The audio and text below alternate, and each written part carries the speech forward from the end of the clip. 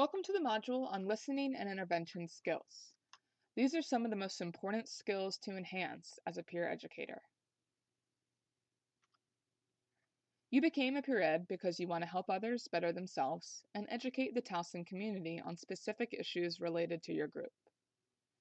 Being a peer ed is an extremely unique role because most students who need help will come to their peers before they turn to professional help.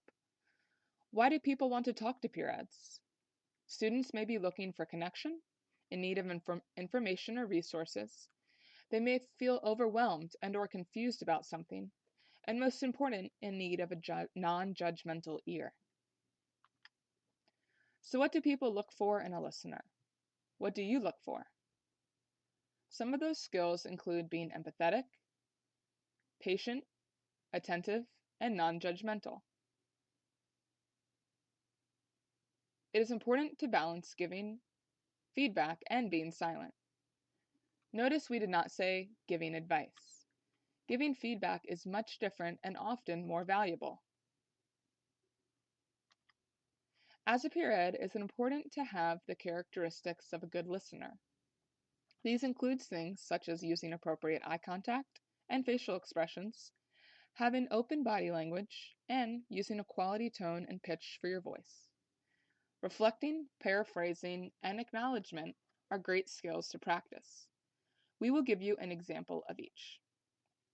So let's pretend your friend comes to you feeling lonely after a recent breakup and is feeling stressed about starting a new semester, feeling so alone. Reflecting would be something like, "It sounds like you are feeling really lonely right now." Paraphrasing would be something like, "I hear you saying how the breakup has been really hard on you.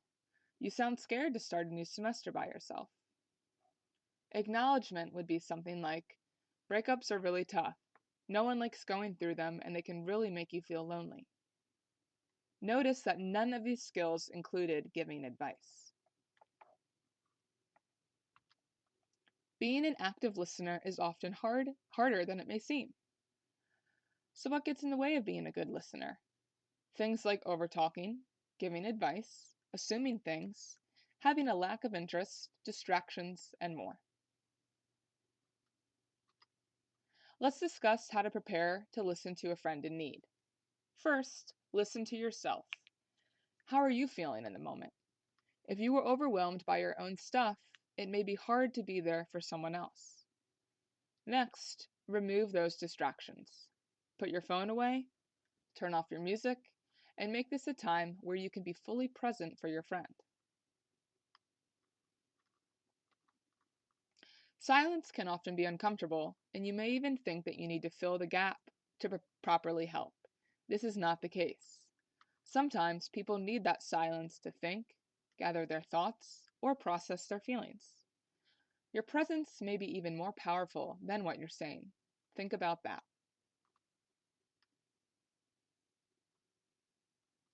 Your body language is very important while actively listening. Listen with your eyes. Really connect with the other person. Keep your posture open and welcoming.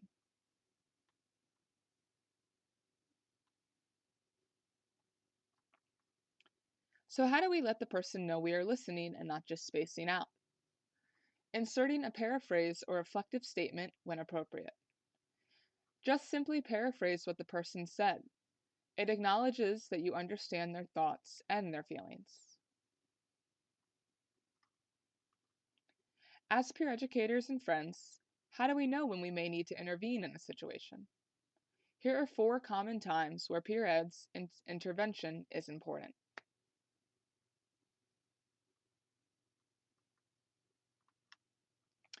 Let's discuss steps to help students in distress. First, listen well. We know more about that now. Think about what the person is saying and act like you were in their shoes. Try to see the problem from their point of view. Don't diminish what they are feeling or going through, and be there and listen.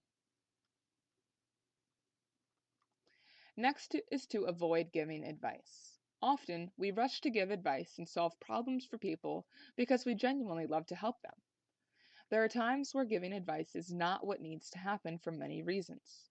Your advice may not be what they need to do, and it could cause more harm than good. Third, avoid making judgments. Do your best to focus on what they are thinking and feeling, and don't share your opinion unless they directly ask for it. If your values and beliefs are keeping you from listening in a non-judgmental way, you may have to let the person know that the topic at hand is too sensitive for you, and you may have to help them find someone else that can be a better listener. Next, allow the release of emotions. If there are no immediate safety concerns, allow the person and time to cry and vent their feelings. Let them do just that. Lastly, encourage the person to seek additional help. Even as peer educators, we have enhanced listening and interpersonal skills. We are not professional counselors.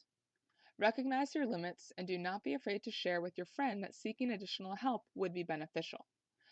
Offer to help make them set up an appointment at the counseling center. Walk with them to their first appointment, or whatever help you feel would be appreciated.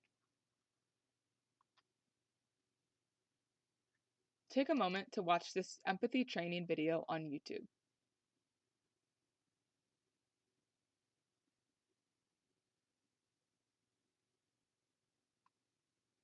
After you complete watching this video, this module is completed, and if you have any additional questions, please contact your group supervisor.